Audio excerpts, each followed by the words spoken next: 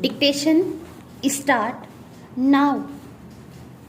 An honorable lady member said that there are no farmers now and that if you have details of small and marginal farmers, you let us know. We do have, madam, details of small and marginal farmers. We also know what is the amount of area under cultivation by small and marginal farmers. We do have separate schemes for small and marginal farmers.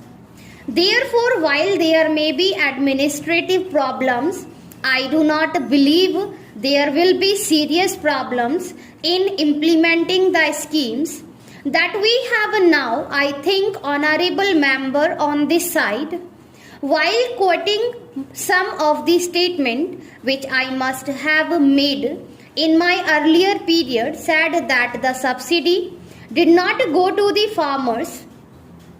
Now I think it is quite true that because our fertilizer industry is not as efficient as elsewhere, and also because the input price in our country is not as low as in many other countries, the price of natural gas for various reasons is much higher than the price of natural gas in other countries. For all these reasons, the price of domestic fertilizers is higher than the price of imported fertilizers. If we have ample foreign exchange, then we simply say, well, the loss making units in the public sector or in the private sector, we could allow them to die. We would not starve our farmers, and we would allow our farmers import of our fertilizers were needed. I mentioned more than once before that unfortunately that option we do not have, so the choice that our farmers have is not cheaper. Imported fertilizers versus no fertilizer. The choice today is to have only domestic fertilizers.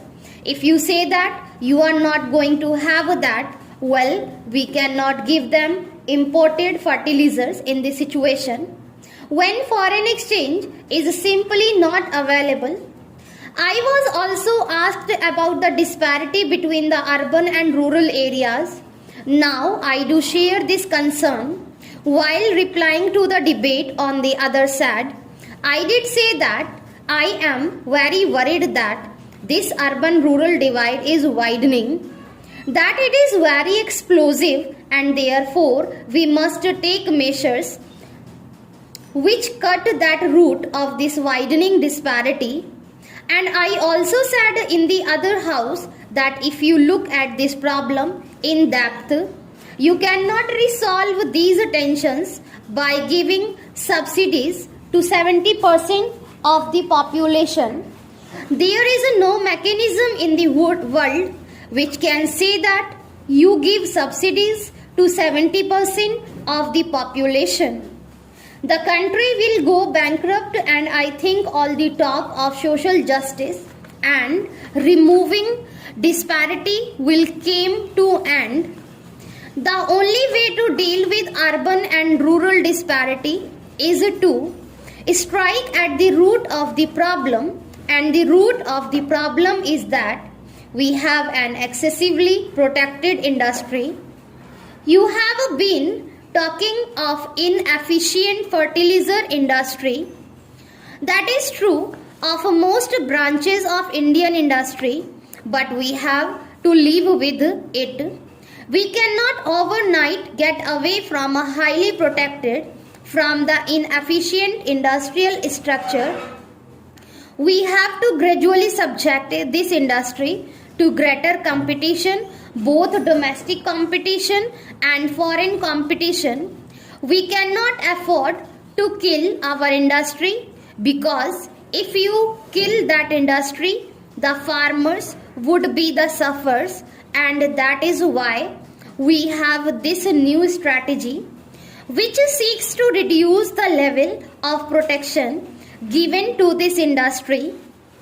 If that strategy works out, you might see in this country for the first time a most emphatic program seeking to bridge the gap between the rural and urban divide. The urban-rural divide cannot be bridged by giving handouts to agriculture or the farmers in our country. Now another question was raised whether this will lead to a decline in production. My answer is that under normal condition this is not likely to happen. Several questions were asked. I think honorable member asked about the fraud of rupees 100 crores. I do not know anything about it. If my honorable colleague, the Minister of Agriculture, knows something about it, I would request him to supplement. He also referred to the lacunae in the fixation of retention prices. I take note of his concern. I will have to convey to the Honorable Minister of Fertilizers as well the suggestion that there ought to be a parliamentary committee to look at the whole system. Then one last question, whether we are cutting subsidies or we are cutting expenditure as such. Sir, I mentioned in my budget speech that we are now in the process of cutting expenditure. Wasteful expenditure wherever it exists. We have cut at one go to the export subsidy worth rupees 3,000 crores. We have also reduced subsidies in a number of areas. We have also begun a process of looking at all administrative expenditure.